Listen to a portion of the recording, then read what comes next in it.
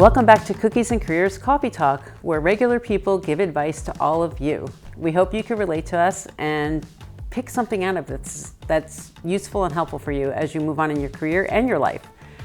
On my left, we have Christine Hanna, who is a project manager in the telecom space. And on my right, we have Rugmini Iyer, who is an AVP in digital transformation in the financial industry. So I'm really happy to be here. Today we're talking about how do you deal with change in your organization. We all experience change, whether it's a reorg because the company is focusing on an area of strength and they've decided to reorg. It could be a downsizing. It could be a specialization in a certain area. There's all different reasons for change in a company, and we've all experienced it. So we wanted to give you some advice on how we've managed change through the years in our careers. So I'm going to start here on the left. I've known Christine a long time. I've known that she is a great adapter to change. Let's just talk about why don't you give us an example of a change that happened sometime in your career that really shook you up. Absolutely. And then how you reacted to it. Well, the funny thing is that I absolutely hate change. I like things to stay consistent. I like to know what I'm doing. So change really throws me off my game. Recently, I was with a company that decided that they were going to sell off a portion of the company, and so I was called the morning of the announcement and told that I would be going with the new company, which was quite a shock to me because I didn't see it coming. I didn't know that change was going to hit me, and it was one of those things where I'm like, I couldn't even talk to my manager at that time. I was like, can I take a 10-minute break because I'm going to have a breakdown. Like I need to cry, pull myself together, and then I can come back and talk to you. And in kind of processing through what that meant and what that meant for my job and for me, I came to the realization that it was probably going to be a really good thing. I tried to put a positive slant on it. I think, when something happens to you that you don't have control over, you can either fall apart and say, life is horrible and it's going to be, whatever it is that I'm going to make it. I don't want to make it horrible. I want to make it positive. So I'm like, okay, I think that my manager probably just saved my job because if all of these jobs were moving to this new company as an IT project manager, there wasn't going to be enough work for me at my old company. So I think that by putting me in this new spot, it saved my job and it's given me a lot of opportunities. I've been trying in the change to find opportunities to use my strengths, to be able to kind of carve a new niche for me in the new company, which might get me recognized or give me other opportunities. So that's one of the hugest changes, though, that's happened to me in the business world.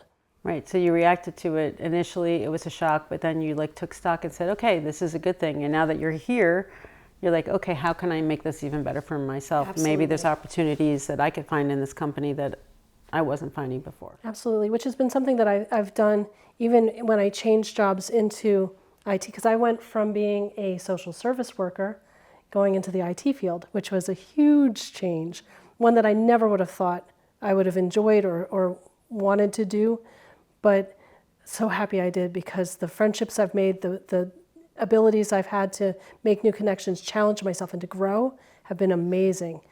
And they still allowed me to do some of the fun things that I enjoyed doing because I love doing trainings. I love doing communication skills and development and all of that, and was still able to do that even though my IT job was kind of not in the same field as what I was used to doing. So kind of going with the change, being able to create and bring your strengths into and finding little niches to be able to pull in things that give you joy while you're doing that. That's great advice.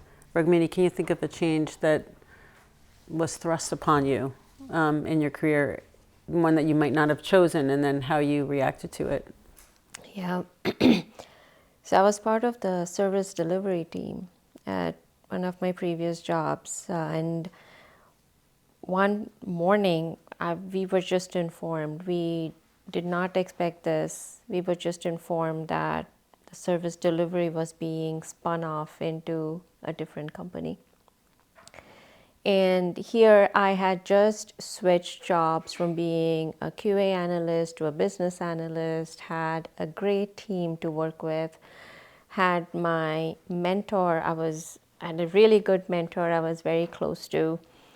everything was going so well for me, and this came out of nowhere, and I didn't have a choice. Either I had to go with it or go out there and start looking for another job. And the job market wasn't the best at that time. So I moved. It was not easy because the management changed. It was a very small office in Jersey, and there were some people who knew each other. I did know some that moved with me, but again, not people I had closely associated myself with me yet. So here you had to build that bond and friendship with this new team and get acquainted with the other people, learn the job because my stakeholders were now different. But again, like you said, you knew you had to do it, and staying committed. It is, what can I bring here that I already own, and what can I learn, and just make this work. I think you bring up something really interesting though, because part of my anxiety was created because every other position that I moved, where I decided to move to, I knew who my manager was going to be. I knew who I was going to report to. I knew what their reporting style was. I knew what their communication style was. I knew that I could work with them. Going into this new job, I didn't know who my boss was going to be. And that created a lot of anxiety for me in that, am I still going to be able to have my flexibility? Are they still going to allow me to take my time off? Am I still going to be able to communicate with this person? Will I feel comfortable working with this person? And the anxiety that I had before I knew that was tough. That's hard when you're moving from a comfortable team where you know who the players are to somewhere where you don't know who anybody is and who you're going to be dealing with, and that's scary.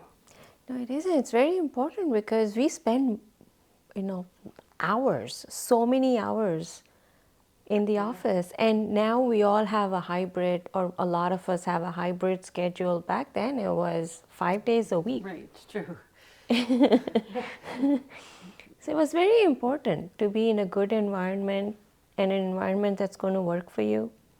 It's very important. So how did you calm your anxiety? Because I think that's common, right? You have this change that's thrust upon you, especially if there's a reorg, right? Yeah.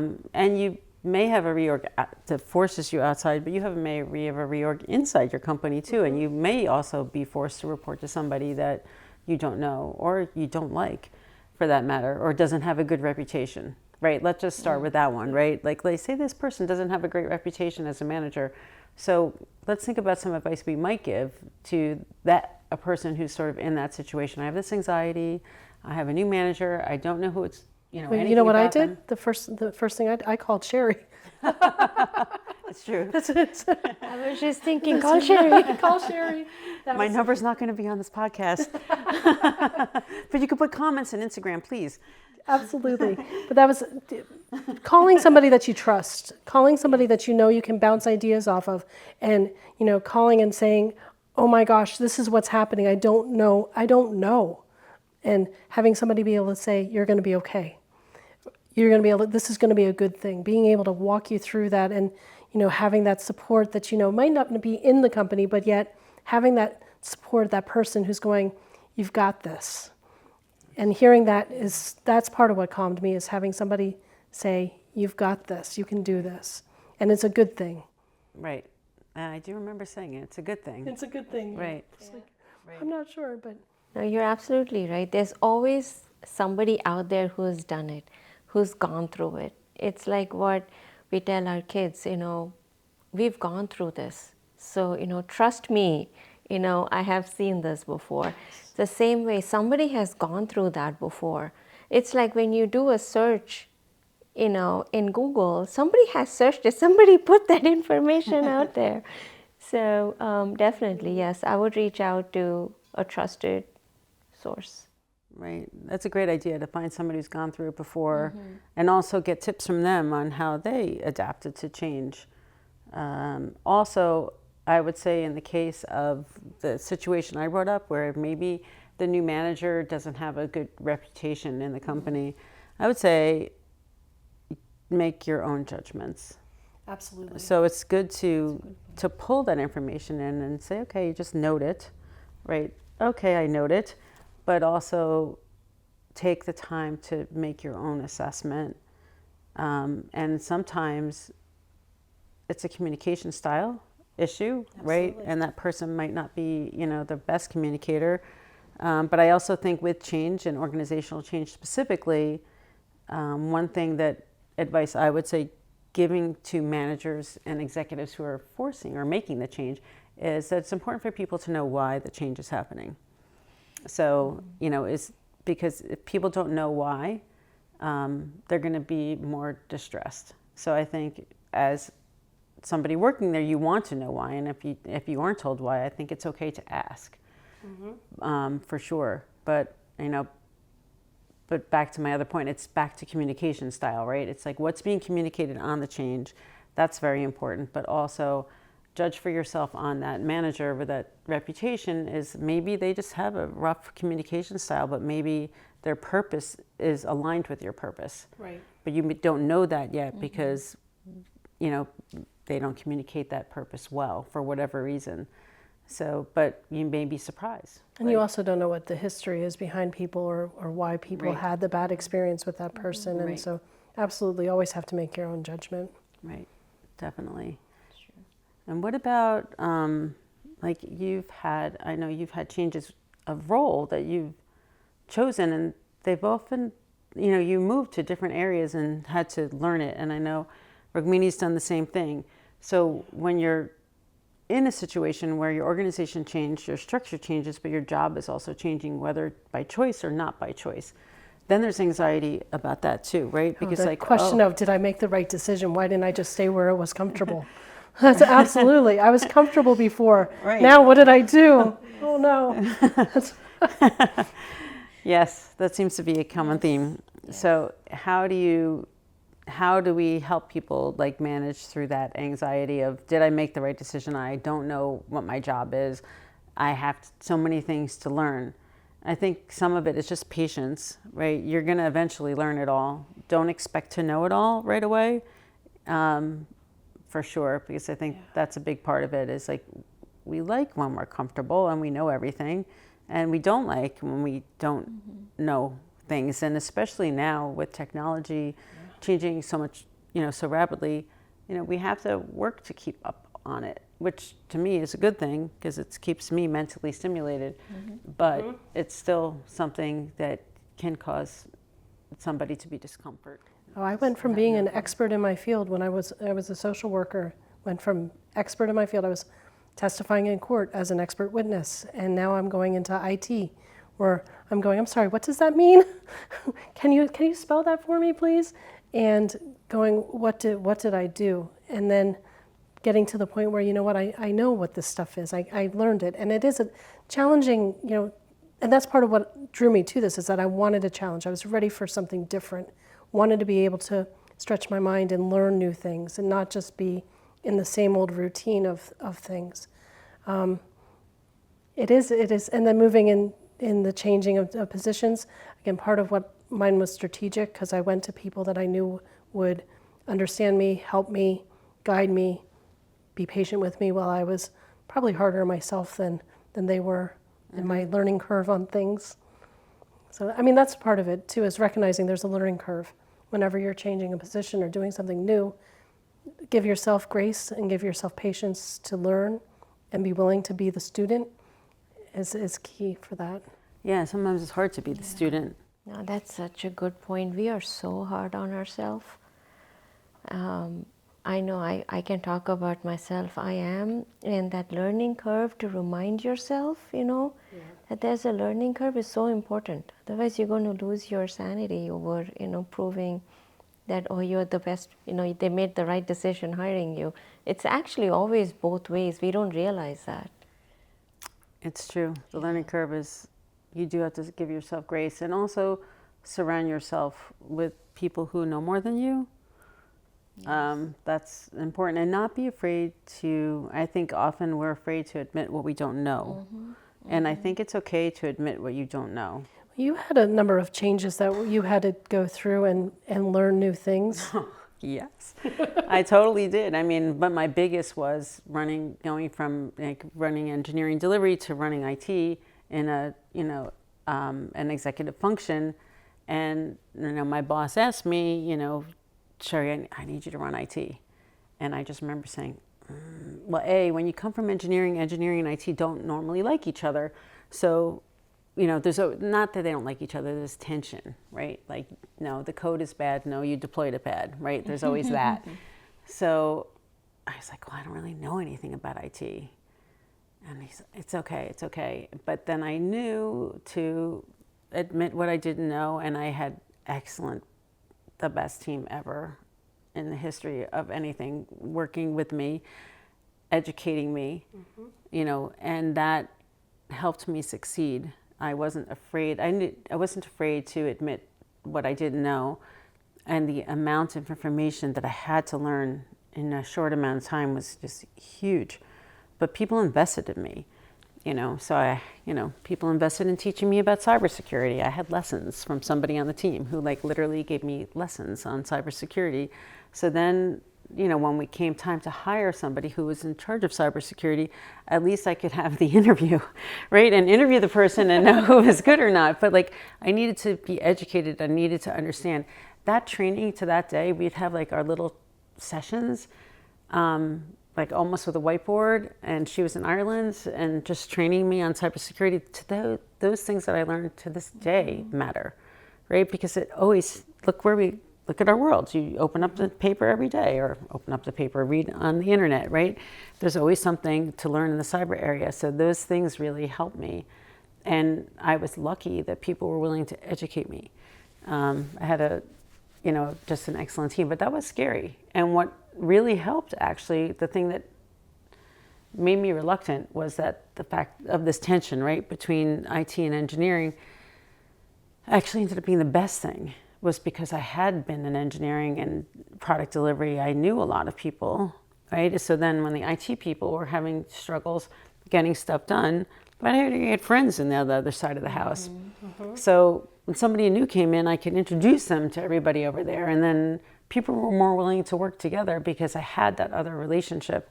So I think that's another thing that you could just pull it back into change is that, yeah, it was scary because it was a whole new team and there was maybe tensions in the past, but you could actually dissipate those tensions because you actually have the relationships on both sides. So I think that in dealing with change is seeking out, realizing your network. I think networking comes in a lot during this podcast in general, but relying on your network within an organizational change is huge, right? Because it's scary.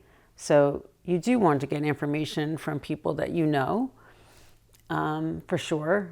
But, don't forget that if you've moved away from the people that you're comfortable with, that's okay. They're still there.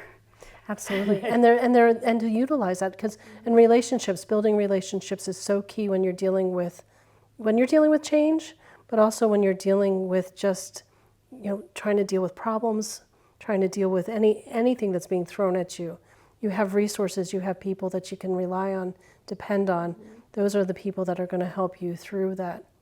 Exactly. Whether or not they're on your team now or previously or never been, but you've just had contact with them. Absolutely. But also giving your new manager or leadership, your supervisor, also an opportunity to talk to you, to understand what you're going through.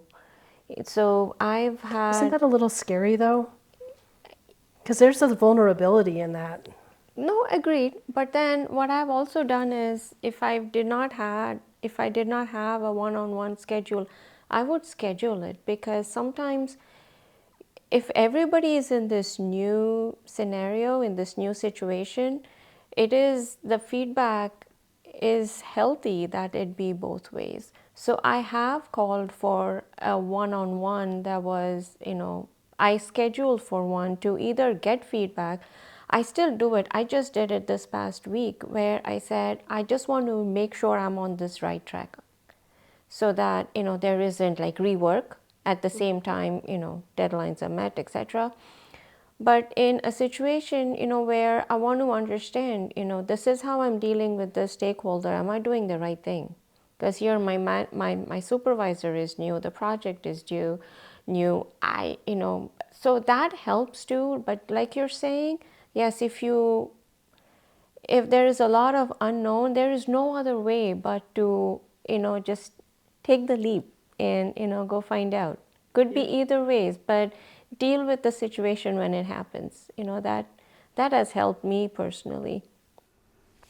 That is a good idea, to have that one-on-one as well. And to dealing with it when it's happening. I think sometimes at least I should speak for myself, I tend to want to hide when things happen to, the changes, to be able to like kind of just pretend it's not happening. Like, can I just avoid that for a little bit?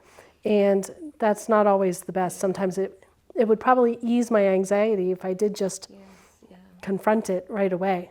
But sometimes it takes me a little bit to get to that confront part. It goes back to all of us being hard on ourselves because we think we have to know it. So many times we are all sitting in a meeting, everybody is like flashing these acronyms, but half of them don't know what they mean. That's true. Or you ask them, excuse me, what does this stand for? There's at least more than one version. Or somebody who's telling you confidently and then at the end is going to say, oh, keep me honest here in a meeting. Just a side, quick funny story. My very first job that I ever got, it started off, and there was acronyms being thrown at me all day long. I mean, it was all of these letters all over the place. After my first day, I got a call from the reference person that I had used to get the job. And he's like, well, at least you have a JOB. And I'm going, Juvenile Offender Board, what does JOB stand for? I'm like, I don't know what you're talking about. He's like, Christine, a job. And I'm like, oh. That's funny. That is really funny. That's so hysterical. But it's that place of, we use a lot of acronyms and lingo, and sometimes people don't know, and they are afraid to ask, what does that mean? Right, yes. Yeah, so advice to everybody doing presentations, the first time you use your acronym, you need to define what it is in parentheses. Absolutely. So, and even that's off topic, but just something to know. I think everybody has acronyms in every company, so make sure that you define it for sure. And I think so just reflecting on our conversation, just some tips that I've come up with is don't be afraid to ask questions, right? Mm-hmm. Don't be afraid to learn and admit what you don't know, because you do know something, right? So that's something else. Assuming we got there for a reason. Exactly. So remind yourself you got a reason. Find ways to adapt, right? And use the change as an opportunity to maybe progress yourself in some way, and look at it as an opportunity and reframe your mind on what that change is and why it's happening. Don't be afraid to, maybe approach a manager and ask for more information and feedback. Did I miss anything else? The only thing I can think of is to make, the change might have been happening to you, but you can own it and still say, you know what, I'm going to create this opportunity for me within this, and say, okay, this is happening, but what do I want it to look like? How can I mold this into something that's going to be really good for me? Yeah, that's great advice as well. Well, I'm really glad that you have a JOB and that you have a JOB too. That's right. So it's been really fun talking to both of you today. On our table today, we have Cashew Yogurt Brownies, which I did taste last night when I was cutting the ends off. I know those ends, they say they have no calories, but I'm quite sure they do. But they were tasty anyway. But let's get our coffee and let's toast to catch you later on Cookies and Careers.